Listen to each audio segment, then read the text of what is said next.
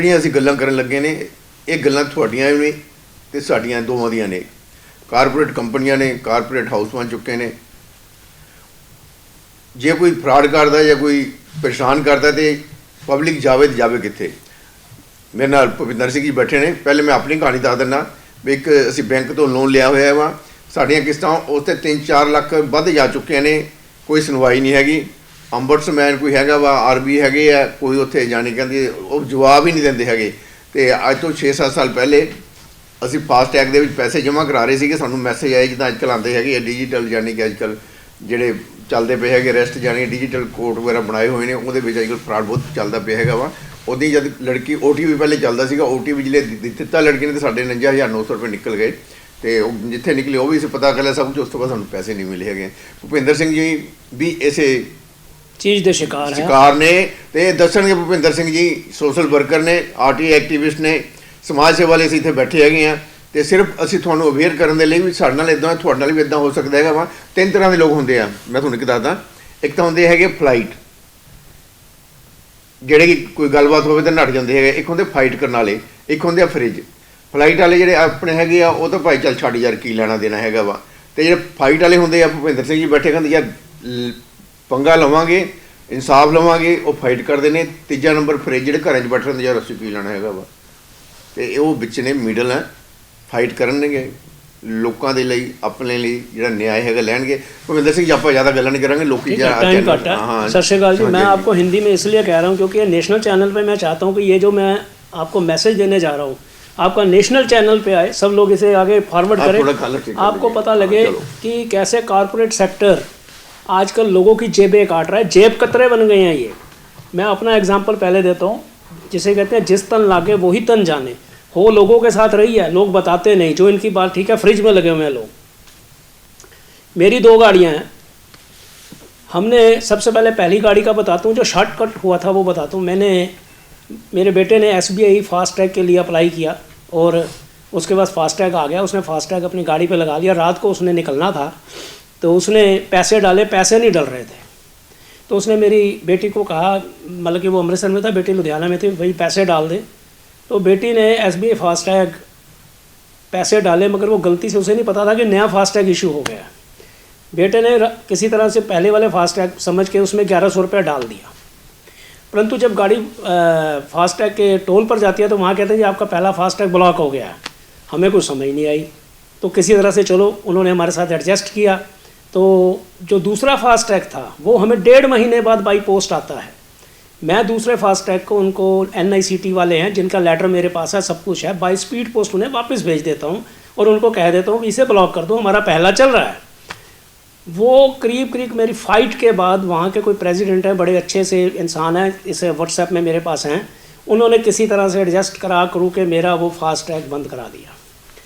अब मेरी दूसरी गाड़ी जो कि बहुत ज़्यादा मुश्किलों में घिर चुकी है, SBI का फास्टैग चल रहा था हमारे यहाँ 2 साल से।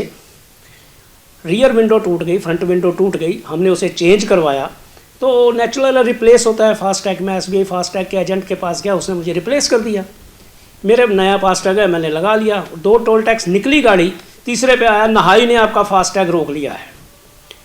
नहाई वालों का क्या मतलब भाई, मैंने सोचा तो मुझे याद आया भी 2 साल पहले नहाई का फास्टैग मेरे पास था और नहाई वालों ने वो फास्टैग ब्लॉक कर दिया था, जबकि मेरे पैसे उस नहाई वालों में थे। हम उस वक्त फ्लोर के जो सबसे महंगा टोल प्लाजा है वहाँ पर खड़े थे। खैर किसी तरह से उन्होंने एडजस्टमेंट किया और हमें निकलने दिया। पैसे एडजस्ट हो गए होंगे, पैसे तो ये छोड़ते नहीं। उसके बाद हम भूल भुला गए। अब अचानक नहाई कहाँ से बीच में आ गया 2 साल। फिर SBI फास्टैग वालों से बात हुई, वो कहते जी उन्होंने ब्लॉक कर दिया है। मैंने कहा जी वो कैसे? वो कहते जी जून में सिस्टम चेंज हुआ था, भी डबल फास्टैग हो जाए तो चेंज होते। मैं 2 साल पहले वालों को डबल का क्या मतलब है? हमारा तो ख़त्म हो चुका, उन्होंने हमें ब्लॉक किया था, ना कि हमने उनके पैसे देने थे। खैर मैं शशोपंज में फंस गया और हमें कई फास्टैग पे डबल पैसे देने पड़ रहे थे और कई जगह वो पैसे काट भी रहे हैं। ये भी एक ड्रामा हो रहा है, जेबें काटी जा रही है, जेब कतरों की सरकारें बन गई हैं कॉर्पोरेट सेक्टर। खैर नहाई वालों को 10-12 फ़ोन किए, 1033 वालों को, कहते जी आप अपने लॉगिन कर लें और काट लें। मैंने कहा जी मेरा फ़ोन पे तुम्हारे मैसेज तो आते हैं, OTP आते हैं, मगर फ़ोन जब लॉगिन पे जाता हूँ तो वह कहते हैं आपका नाम रजिस्टर्ड नहीं है। तो फिर मैंने मेल की, मेल का जवाब आया भी आप 1033 पे करें। मैंने उन्हें प्रॉब्लम डाली तो आज नंबर आया कहीं से +9112063333 ऐसे कुछ नंबर था। तो उन्होंने सर कहते जी हम आपकी मेल कर रहे हैं कि आपका नंबर लॉगिन नहीं हो रहा और आपको लॉगिन किया जाए ताकि आप छोड़ सके, मगर आप ना छोड़ें नहाई तो अच्छा है। मैंने कहा जी मैं नहाई कैसे ना छोड़ूं, मेरा 1100 रुपये SBI फास्टैग में फंसा हुआ है, या तो वो आप एडजस्ट कर दो। उसके बाद सबसे बड़ी अजीब बात जो मुझे लगी कि चोर बाजारी ऐसे होती है, मेरे तरफ नेगेटिव बैलेंस दिखाया गया क्योंकि ऐसे हुआ कि मुझे 1033 वालों ने किसी बंदे का नंबर दिया कि आप उससे फ़ोन करें, वो नहाई फास्टैग का हमारा आदमी है। मैंने उसको फ़ोन किया, वो फ्लोर पे कहीं बैठता होगा हमारे यहाँ पंजाब में। तो उसने कहा जी आपके 115 रुपये ड्यू है। मैंने कहा आप 115 रुपये डाल दो, मुझसे ले लो। मैंने 115 दे दिए। उसके बाद पता लगा भी नहाई फास्टैग फिर चल पड़ा, फिर उसने हमें ब्लॉक करना शुरू कर दिया। मैं बड़ा परेशान। अब वो कहते हैं जी आपके 59 रुपये 37 पैसे 59 रुपये 37 पैसे आपके माइनस में हैं। अरे मैं इस चीज़ से हैरान हूँ भी पैसे चलो मैंने देने होंगे, मैं दूंगा आपको, कौन सा ना करता हूँ। मेरी 500-700 की पहले ही वाट लग चुकी है, आप पहले ही जेबें काट चुके और काट लोगे, कोई बात नहीं। इस 37 पैसे कहाँ से आ गए, यही बात नहीं समझ आ रही। खैर मैं आप लोगों को ये बताना चाहता हूँ कि कॉरपोरेट सेक्टर अब जेब कतरों का सेक्टर बन गया है। ये किसी तरह जेबें काट रहे हैं। मेरे पास HDFC, ICICI bank, star health और इलेक्शन कमिश्नर के भी जवाब पड़े हैं जो हैं मेरे पास। ये किस तरह से सरकारें चल रही हैं मुझे समझ नहीं आ रहा। मैं तो सीधा कह सकता हूँ पहले डाकुओं की सरकार थी, अब लुटेरों की सरकार आ गई जो मुंह बांध कर रात के अंधेरे में लूटते हैं और बाद में भाग जाते हैं। जब पहचाने जाए तो फ़ौरन भाग जाते हैं या विदेश भाग जाते हैं, और अब वो जेबें भी काट रहे हैं। जेब कतरों की सरकारें आ गई हैं। आम आदमी मजबूर है, वो किसके पास जाए। मैंने मेले किए हैं, अगर आप मेले देखना चाहें तो जितनी मर्जी देख सकते हैं। आज मेल फाइनल उनकी आया मुझे जवाब, तो अब SBI वालों ने भी मुझे फास्टैग वालों ने जवाब दिया भी आपके हमारे भी ब्लॉक हैं ड्यू टू नहाई। अब बताओ मैं कहाँ जाऊँ या आम आदमी क्या करे, कैसे इनसे छुटकारा पाए। मेरा फ़ोन लॉगिन नहीं हो रहा जहाँ ताकि मैं सरेंडर कर सकूँ।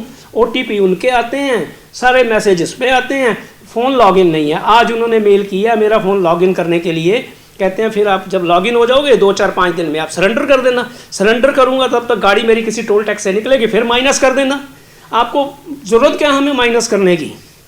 आपने एक जगह मुझसे एक टोल टैक्स पे डबल पैसे लिए और उसके बाद मुझे पैसे डाल के माइनस कर दिया। आप कॉरपोरेट सेक्टर चला रहे हैं या चोर बाजारी चला रहे हैं?